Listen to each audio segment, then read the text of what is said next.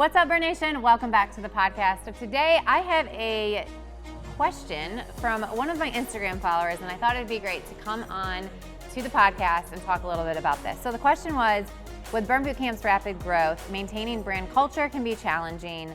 How do you ensure that each new franchise maintains a unique Burn Bootcamp ethos?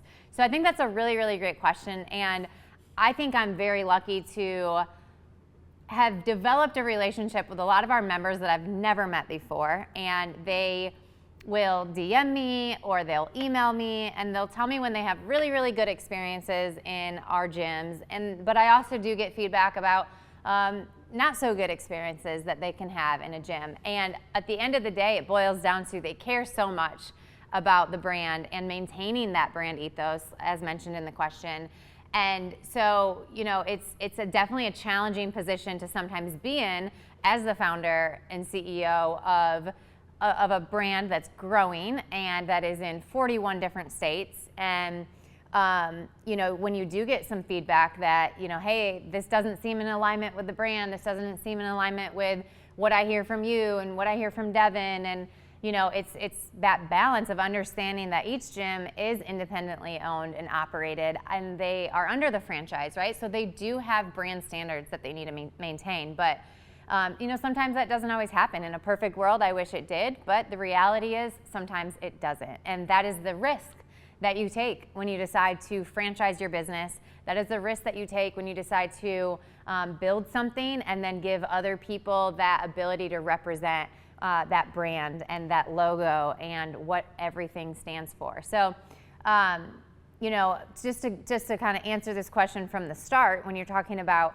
bringing on more locations, bringing on new franchises, new units, it starts in our sales process, right? It starts in our franchise development sales process. And we've got some other podcasts here from Jolene Perchia, who's our senior VP of franchise development. She talks a lot about this. And so I think that would be another important podcast to listen to, is like, what is she looking for and what is she listening for when she's talking to people on the phone and they're interested in buying a gym and buying a new unit and they want to represent Burn Bootcamp and build the business. And so there's core values, right? And core values, hands down, are kind of that end all be all, right? Like, do they live the core values? Do they believe in the core values that we represent? And if the answer is no, then that's number one, we're not going to award it to somebody. So we want to understand, what are their intentions? You know, what are their core values as a human being? And, you know, what's their experience in business? And what is their experience with the brand, right? Are they coming in and never heard of the brand before, never experienced it, never felt what our community can do to people? And so a lot of that stuff are questions that we ask in the beginning of the process to really make sure that it's going to be a good fit. And this is something that Devin and I haven't really changed our standard on, because in franchising, ultimately, you can grow like wildfire. You can give your franchise name to anyone that is interested, right? You can just say yes, yes, yes, as long as they're financially qualified and they meet the criteria. They don't have to be a culture fit. They could just run your brand, right? And some people do that. But we want to maintain high standards of what that franchise partner needs to look like and what their intention is and what their mission is, and do they believe in our mission the same way that we do? And so there's definitely a level where we have to be able to say no to people, and we have. We've said no to a lot of people because it just doesn't feel like the right fit. And so that's really where it starts. It starts in that process. It starts in making sure before they even are awarded the opportunity to, you know, represent Burn Bootcamp, that they show us that they're going to represent it well. So that's number one. And then number two is building processes and building standards that give us the ability to help people create that ethos in their gym, right? So every blue carpet experience, fitness product, how we train our employees, how we train our franchise partners, how we help them train their employees, it's all centered around those core values. It's all centered around our mission statement. And so everything we do is to make sure that people feel that brand and they feel that mission and they are able to carry that in everything that they do into their location. So as a franchisor, you have to build and you have to share your mission a lot, and you have to say your core values a lot, and everything you do as a franchisor has to be in alignment with that. You have to practice what you preach.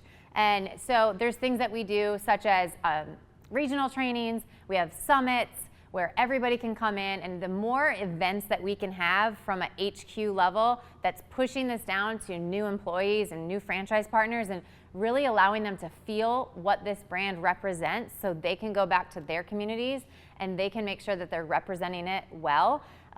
Those are all systems and processes that we've put in place and that will continue to evolve and evolve and evolve as we get bigger and as we do have to scale to more and more locations. So that's kind of the parameters we put in place as the franchisor to make sure that, hey, we know what the standards is, we're able to communicate what the standard is to all of these people, and we're also able to build processes, procedures, and policies around those standards. Because in the event that someone isn't living out those core values and they're not living out this brand ethos and they're not representing the brand well, it's challenging, but it allows us to point that out to them to say, hey, here are the areas where you need to improve as a franchise partner or as an employee, or you have to build that standard and you got to maintain that standard.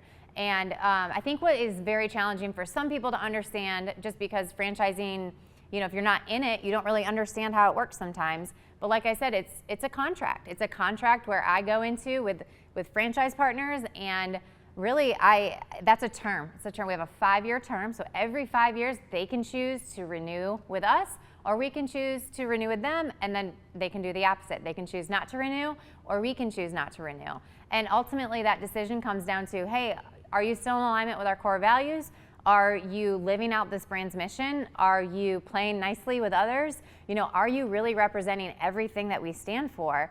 And then vice versa. Sometimes, they're ready to kind of move on with their life. They're ready to not renew or sell their gym or do something different. There's a lot of different factors that go into play at that renewal process. But, for me, our goal is to always make sure that we're sharing with people how to become more and more burn, like how to bleed blue, right? How to live out these values, because ultimately that's on me, and that's on Devin, and that's on our leadership team and everybody at HQ to excite people and motivate people to run their businesses and run their every single workout and every single blue carpet experience to that excellence, because it impacts the member in such a positive way. And when you don't do things like that, it has the opportunity to impact people in a negative way. And that breaks my heart that it happens, but it is something that's real, and that it is something that does happen. And so the more that we can do is we can get that feedback, we can give that feedback, we can course correct, and then we can keep moving,